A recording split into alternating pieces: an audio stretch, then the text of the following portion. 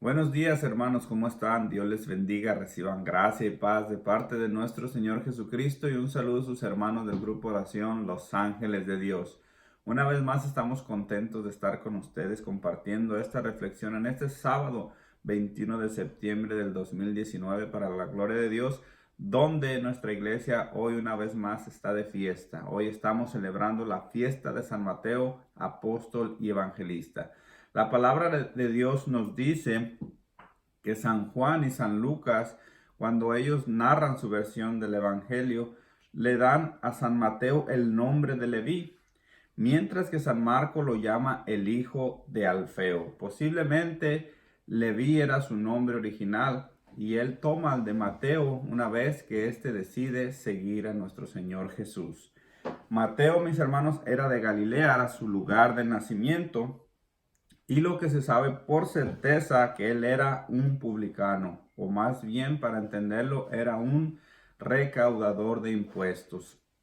La palabra de Dios nos dice que esto lo hacía para el imperio romano. Pero este trabajo no era muy bueno para los judíos, este trabajo era infame para ellos. ¿Qué quiere decir infame? Que estas personas que recaudaban impuestos eran malvados, no tenían credibilidad ni tampoco tenían el aprecio de las personas. No era, por lo tanto, un trabajo muy agradable, pues muchas de las veces, aprovechando de su profesión, robaban al que menos tenía.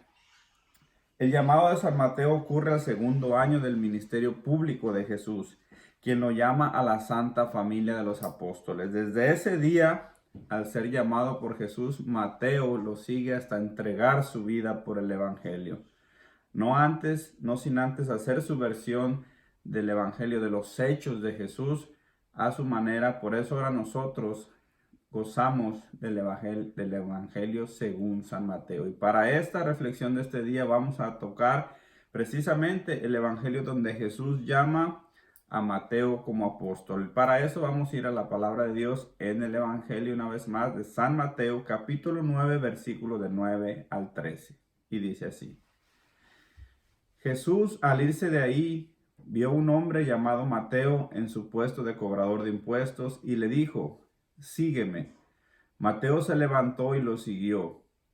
Como Jesús estaba comiendo en casa de Mateo con un buen número de cobradores de impuestos y otra gente pecadora, vinieron a sentarse a la mesa de Jesús y sus discípulos. Los fariseos, al ver esto, decían a los discípulos: ¿cómo es que su maestro come con cobradores de impuestos y pecadores? Jesús los oyó y les dijo: no es la gente sana la que necesita médico, sino los enfermos. Vayan y aprendan lo que significa esta palabra de Dios. Me gusta la misericordia más que las ofrendas, pues no he venido a llamar a los justos, sino a los pecadores. Mis hermanos, esto es palabra del Señor. Honor y gloria a ti, Señor Jesús. En este llamado de San Mateo vamos a tocar solamente 4 puntos, 4 palabras que hemos entendido que ahí está lo que viene siendo nuestra reflexión. De aquí la vamos a sacar de estas 4 sencillas palabras. La primera de ellos, cuando Jesús dice que pasa, mira a Mateo en su puesto de cobrador de impuestos y le dice: sígueme. ¿Qué importancia tenía la palabra sígueme? Tal vez Mateo había escuchado de Jesús, tal vez no lo conocía. Simplemente tienen ese encuentro. Pues los recaudadores de impuestos, recordemos que la palabra de Dios nos dice que siempre estaban en la entrada o en la salida de las ciudades. Jesús tal vez regresa de su misión de sanar, de predicar, y entra en esta ciudad donde se encuentra con Mateo. Siempre tenemos que hacernos este cuentito, siempre tenemos que ver la forma hermosa, cómo es ese encuentro con Jesús y Mateo. Jesús no le da explicación, a lo menos los evangelistas no nos las dan, simplemente lo hacen o lo narran como un encuentro personal. Pero ¿cómo sería ese encuentro de entre Mateo y Jesús? Que solamente Jesús le dice: sígueme. Y él, levantándose, deja todo. Mateo ni siquiera se acordó del dinero que estaba recaudando. todo lo dejó. ¿Cómo sería ese encuentro? Miremos o pensemos cómo Jesús y su mirada bondadosa poniendo sus ojos en Mateo, su sonrisa, su voz amable, llena de amor, de misericordia, de esperanza, pero a la vez fuerte, que le diría, sígueme.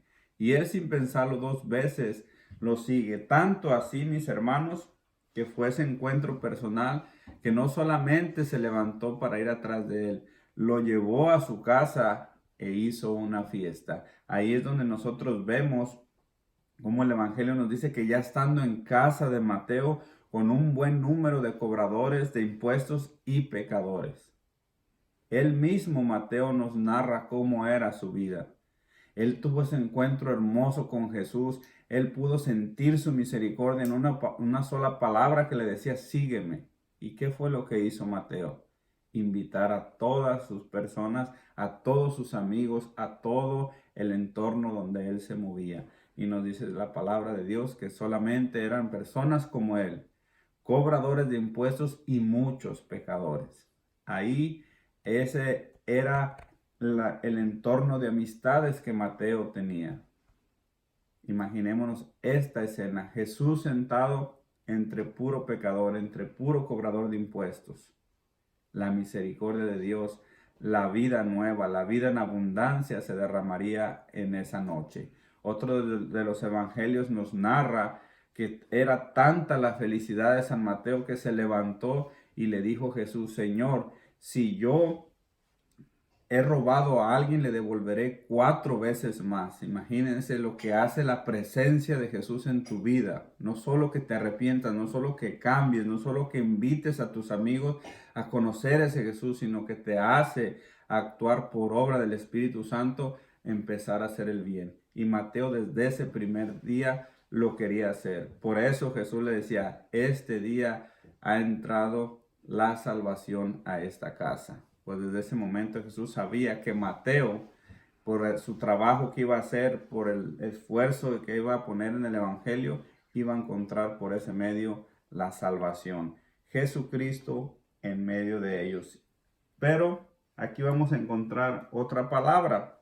Y fíjense bien, dice, los discípulos al ver esto les decían, ¿cómo es que su maestro, los fariseos, le decían a los discípulos? Aquí encontramos la tercera persona involucrada, los fariseos. Y una vez más, ¿quiénes eran los fariseos? Personas, un partido que eran políticos, pero a la vez también eran religiosos, que gozaban mucho de toda la aprobación del pueblo, pero que ellos no hacían lo que supuestamente deberían de hacer, solamente mandaban hacer a la gente, le ponían cargas pesadas, pero ellos no movían un dedo, ellos sacaban siempre provecho de todas las cosas, pero una vez más ellos se regían por las leyes del Antiguo Testamento, las seguían muy bien al pie de la letra, no sin la práctica, solamente de palabra. Por eso la palabra fariseo también se puede traducir a una persona falsa, a una persona de doble moral. Jesús se los dice en su cara y los desenmascara delante de la gente y Jesús les llama hipócritas. ¿Verdad? Tal vez al mencionar estas palabras de fariseo, tal vez al describirlos un poco, al saber que ellos tenían influencias que movían o podían manipular a las personas para tomar decisiones debido a las influencias que tenían en ese tiempo en el templo de Jerusalén o con muchos sacerdotes, tú te viene a tu mente una persona en este momento, porque fariseos hay muchos y abundan en nuestras iglesias, abundan en todos lados, gente que se aprovecha de una relación con un sacerdote o de un cargo que tiene en la iglesia para manipular o para hacer lo que ellos quieren, no sin ellos ponerlo en práctica. Por eso Jesús los llama hipócritas, por eso los llama sepulcros blanqueados. Y una vez más, aquí retornando a nuestra reflexión, ellos estaban en una fiesta, ellos estaban contentos, ellos estaban llenos de júbilo y aparecen estas personas, los fariseos.